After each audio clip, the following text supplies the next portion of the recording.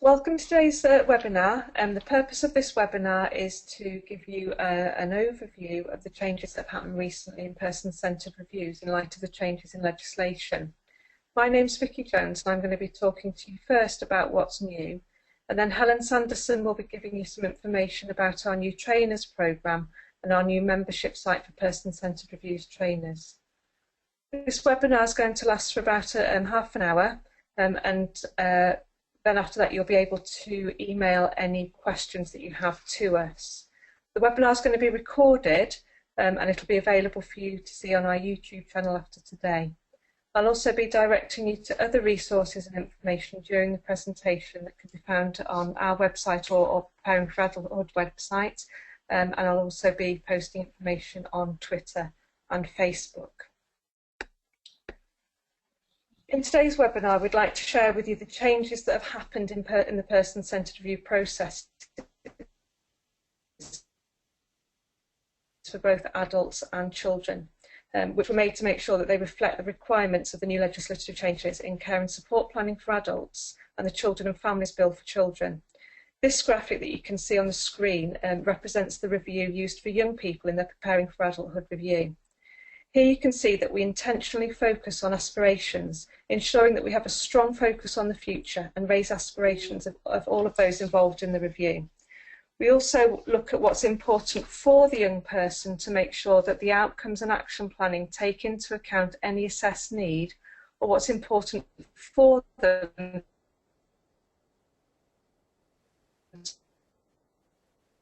to learn. The other difference you'll see is that we look at what's working and not working from different perspectives, but about moving into higher education living, being part of the community and having friends and relationships as well as being healthy. The process of facilitating the review is the same, but when sorting the information and developing the outcomes, we clearly start with aspirations, and I'll be showing a little bit more about this over the next few slides. The Preparing for Adulthood review is part of the process of transferring statements and learning disability assessments to education, health and care plans. You can see more information about this three-step process in the toolkit, and you can find that on the Preparing for Adulthood website. The review process is very similar to the old one, but there is an assumption that we're not starting with a blank piece of paper, that information already exists for young people, and therefore this can be recorded prior to the review. You can set it up a little bit like this. To begin the review meeting, you need to introduce yourself, or the young person can do it if they want to. You then need to facilitate a round so that everyone introduces themselves, saying who they are in relation to the young person's life. And this can be recorded on the Who's Here sheet. It's important then to agree the ground rules with everybody, and these will have been agreed with the young person and the family in preparation.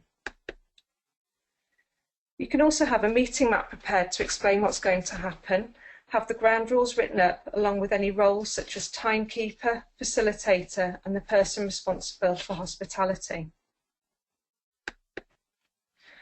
We move on to the next heading, which is appreciation. Again, during preparation it's really important to find out from the young person how they want to hear this.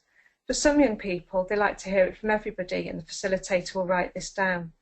It can be done using stickets and the facilitator reads them out, or it can be done as part of the mingling time if the young person feels that they might struggle with this bit.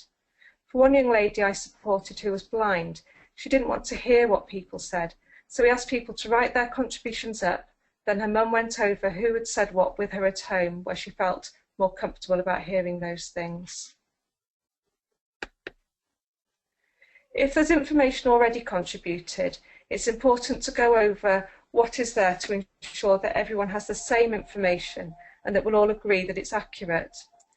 We then have our mingling time, where we invite people to add any further information they have. It's important here that we make sure that both the young person and their family are supported to be able to contribute. Here's someone contributing some more information at Joe's review. And this is what it looks like when everybody's added their contributions. Once we're happy that we all have the necessary information, we need to start to develop our person-centred outcomes. It's really important to start with aspirations, as this helps us to move in the right direction. As Stephen Covey says, we need to start with the end in mind. We then need to develop our person-centred outcomes. These are based on maintaining or building on what's working, changing what's not working, and moving the young person towards their aspiration. As we formulate the outcomes, we need to make sure that we're addressing what's important for the young person, being safe and being able to learn and grow as we do so. We have an 8-step process for developing person-centred outcomes. If you'd like more detail on that, please look on our website or on YouTube, where you can find information and an animate. There's lots of information about that, but I'll be talking more about it in a little while. It's a really good idea when we're developing our outcomes to have an outcomes ideas section. This means that we can really make forming the outcomes that we're using the words that were working and not working for young people, as well as their words for aspirations. Once we're happy with the outcomes, we need to check that the outcomes and the provision we've identified will prepare the young person to lead a full life, making it more likely that they move on to paid work, can live independently, have friends and relationships, and be part of their community life. We need to check that it addresses their needs, reflects the things that are important to them, changes the things that are not working, and move them towards their aspirations.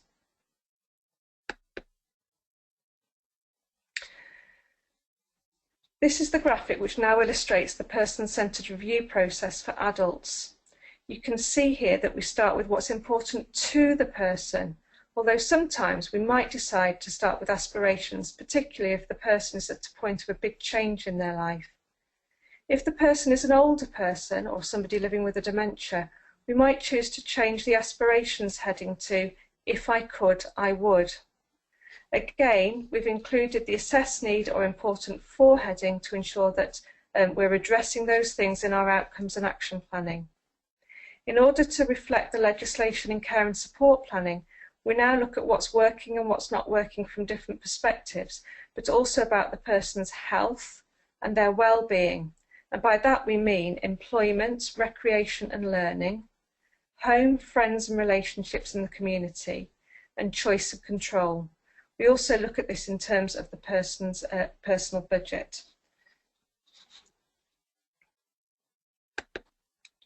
Both of these reviews have a strong focus on outcomes. This is a graphic that illustrates the 8-step process, which enables us through the review process to develop outcomes together. You can see in step 1, we need to understand what matters to the person and what their aspirations are.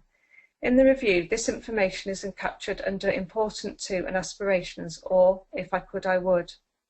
Step 2 is looking at what's working and not working from different perspectives. Obviously, this is a really big part of the person-centred review. Step 3 is to prioritise.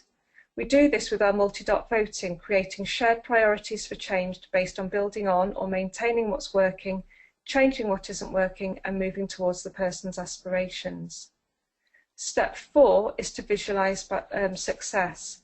By looking at the themes and using the outcomes idea sheet, we can begin to verbalise and record what success would look like for the person. Step 5 is to test it.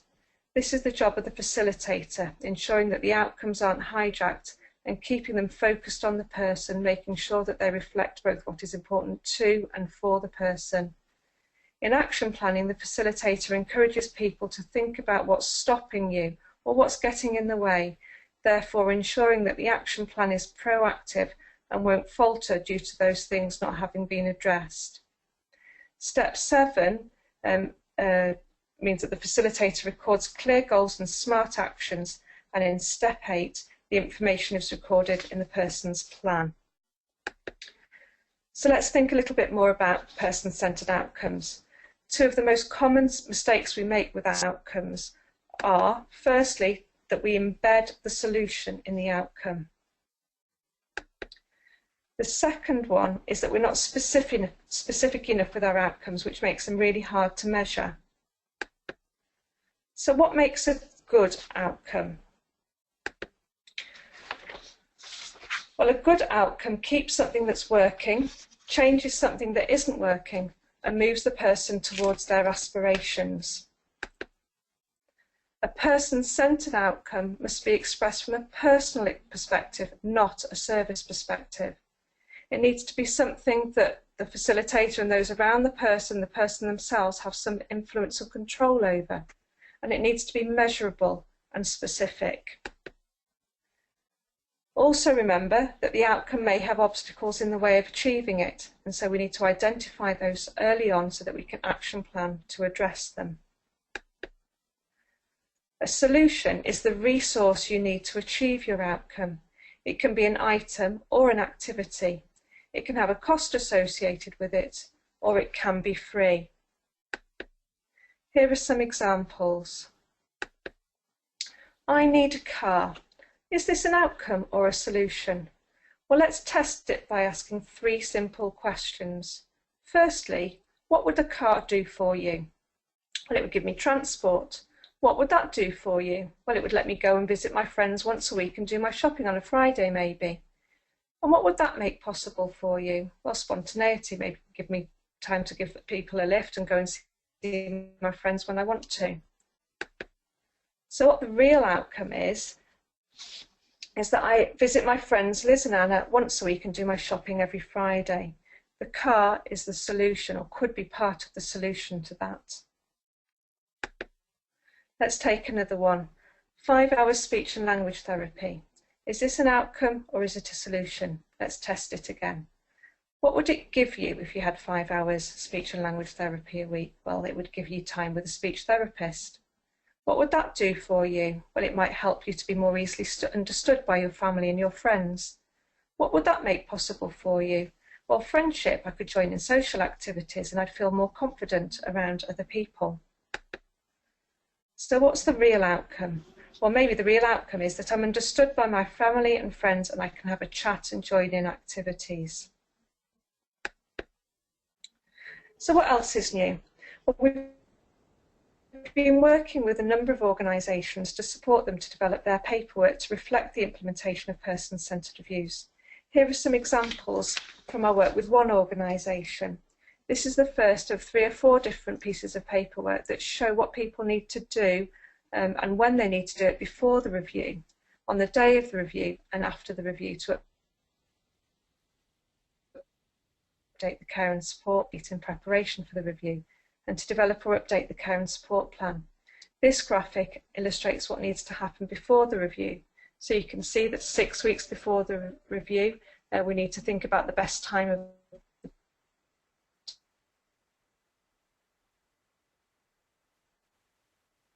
day. When is the review? 4 weeks before, we might be thinking about who we're going to invite. 3 weeks before, we're thinking about what information we need and what information that we've got. 2 weeks before, we're thinking about how we're going to help the person to set the room up and who's coming and who's not coming. And a week before, we're thinking about how we got all of the information and the resources that we need. This graphic illustrates what needs to happen on the day of the review. So have we got a timekeeper? Have we agreed the ground rules? As people arrive, we're welcoming people in, maybe with drinks, with sweets, making sure that people are comfortable. We're thinking about how we start the meeting, saying who's here and what we like and admire about the person. During the review, how we put the music on, how we write under the headings, how we make sure that we're focusing on the person, that we're not being distracted. And at the end of the review, making sure that information is recorded and shared and that things are going to be updated, and closing with our round of appreciation. This one shows what needs to happen following the review to make sure that the information is shared and that the plan is updated. So straight away making sure that everything is recorded and checking things out with the person. Within 7 working days, sending out the outcomes and the actions for everybody. Within 2 weeks, making sure that we have got a record of the agreed outcomes and actions and the plan updates in the support plan have happened. Within 4 weeks, that we've made sure that we've updated the 1-page profile. And then in 6 months, that we're making sure that we've updated everybody about the actions and progress on the actions. I'm going to hand you over to Helen now, who's going to speak to you about some of the exciting new developments to support trainers in person-centred reviews. Over to you now, Helen. Thank you, Vicky. One of the things that we've noticed is that we haven't done the best job possible of keeping person-centred review trainers up to date with all the developments. There's been loads and loads of changes over the past few years, as Vicky said. Not just changes in legislation like the SEND reforms and the CARE Act, but lots of people trying and learning different things. And I know that we've radically changed the way that we offer training as well. So one of the things that we've started to do is to offer a different kind of train the trainers program. And this is specifically useful if you are wanting to train as a reviews trainer, but your organisation might not be supporting you, but you want to do it for your own personal development. Or for organisations where it's unaffordable to use the standard process of having mentor days and then putting loads of staff through 2-day training twice as well. So we're trying to create more flexibility in the way that we enable people to become trainers in person-centred reviews. The other thing that we're doing is creating a place on our website where we will be keeping the international list of the accredited trainers in person-centred reviews. So any organisation that wants to go to an accredited trainer and bring them in to support them to do training and reviews will know who the people are who are able to do that to a high standard. In relation to keeping people updated all the time, if we can just have the other slide, please, Vicky.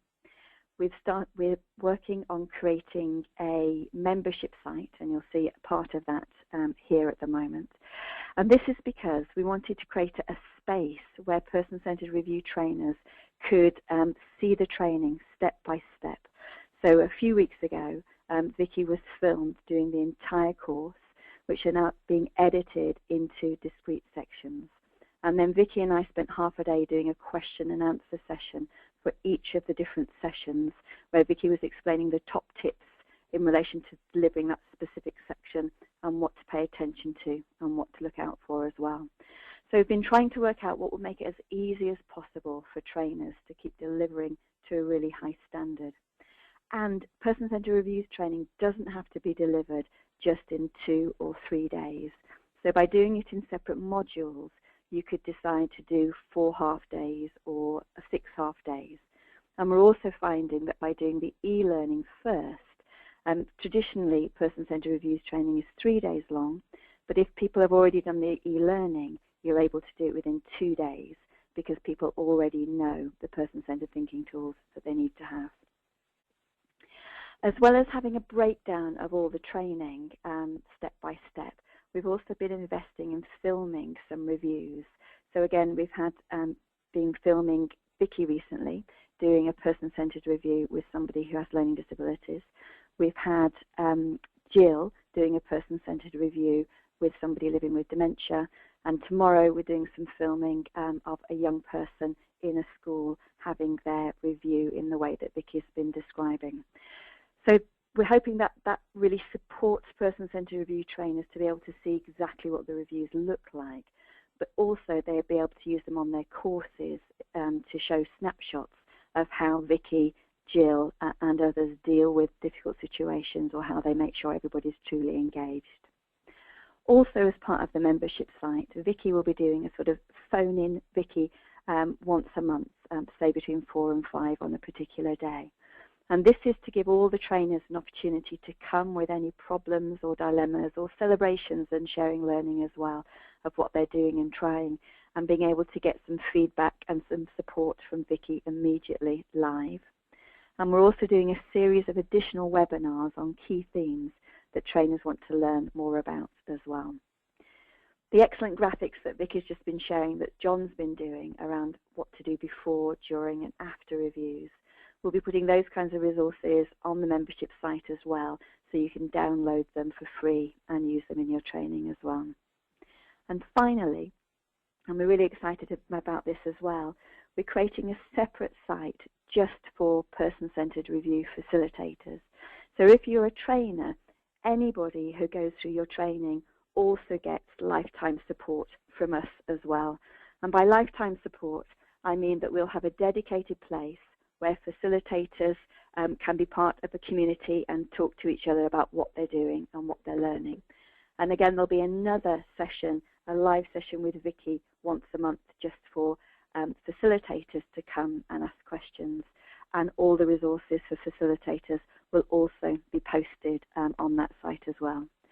So even if you're a person-centered review trainer and you're not an HSA trainer, everybody that you train will still have access to this site. But again, this is only for accredited trainers, who will then send us the email list of people who want to join the site, and we'll make sure they get put up on the site immediately. And finally, we're going to have an event each year, and this year it's in November, where we bring together facilitators and trainers, and we have a day of sharing updates as well. Now, this doesn't replace the membership site, but we also know how important it is that people get opportunity to connect and learn things in a different way as well. So we're really trying to improve our offer and up our game about making sure that person-centered review trainers don't just do their training and then are left, but have lots and lots of opportunities to come together through a membership site, to have access and ongoing access to lots of resources in addition to the training notes and the slides that you get as part of becoming a trainer, and that we keep updating our learning and sharing and finding out what you're doing and sharing as well. So if you're already a trainer and you're interested in this, we'll go to the next slide, which I think will be Vicky's details. Please email Vicky and let her know that you're interested, and she'll be able to send you an application form for that and tell you a bit more about it. But please keep in touch with us anyway, through Facebook or social media, and through our YouTube site as well, so that we can keep developing and sharing what we're trying and learning about person-centered reviews, because we think this is the engine of change in organisations for adults and for children. And we're seeing the difference that it's made for small people in nurseries having really informal person-centered reviews, right through to older people and end of life as well. And it's now enshrined in the Care Act that we need a more person-centered type of review as well. So thank you very much for listening into this webinar. We're delighted that you took the time to spend with us. And please email Vicky if you're interested in taking this forward. Thank you.